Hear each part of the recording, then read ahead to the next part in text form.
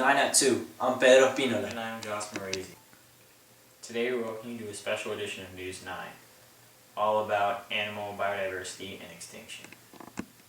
Over 40% of all species on Earth are classified as endangered, posing a great threat to our once flourishing ecosystem.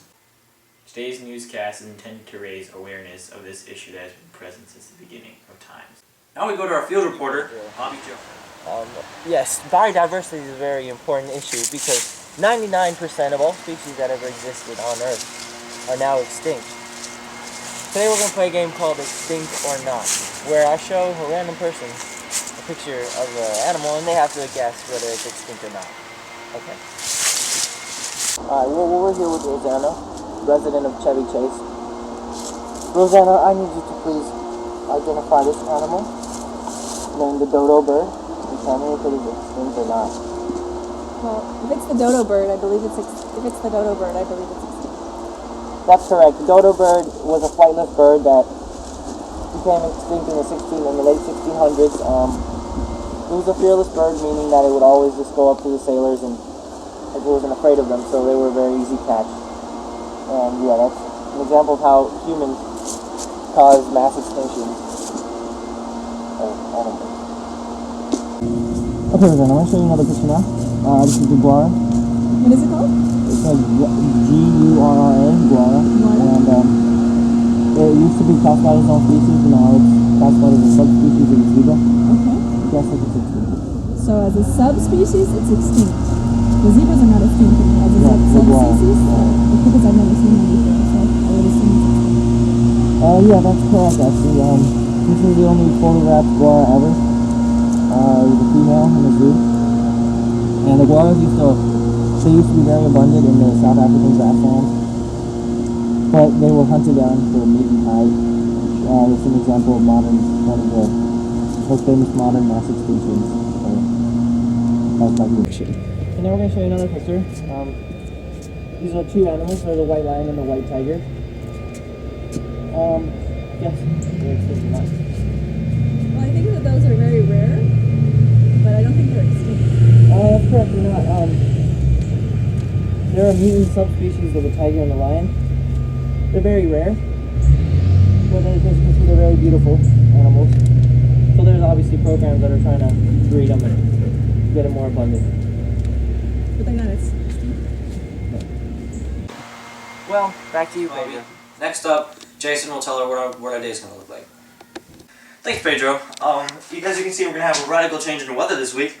Hurricane Sandy's moving up the coastline. As a matter of fact, weather is a big factor in animal extinction because whenever there's climate change, animals sometimes they can't adapt, they can't evolve, and they just die out because their other animals evolve faster, so they die, and that's what animals tend to do. They tend to change along with their environment. They tend to evolve, but sometimes they just get left behind.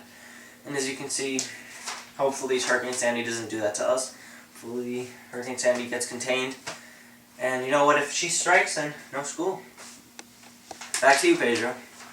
Thanks, Jason. Now we go back to Bobby, who is live the lead scientist for the Center of Biological Diversity. Thanks, Pedro. We're here with Dr. Williams today. Hi, Dr. Williams. So tell me, why is this an issue? Why is it an issue that that biodiversity is decreasing?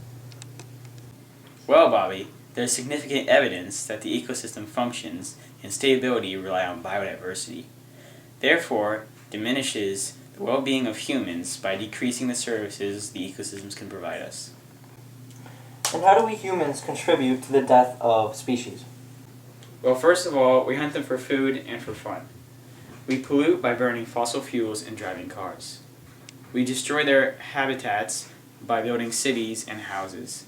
And as well, every time you throw your trash in the ground, you're contributing to the death of animals. Because that piece of trash will eventually mix up with water, and that water will eventually end up in a large body of water, dirtying the water. And some poor animals might also mistake it as a snack, getting poisoned by it or choking. And finally, what can we do? What solutions do you propose to help this, to improve on this issue?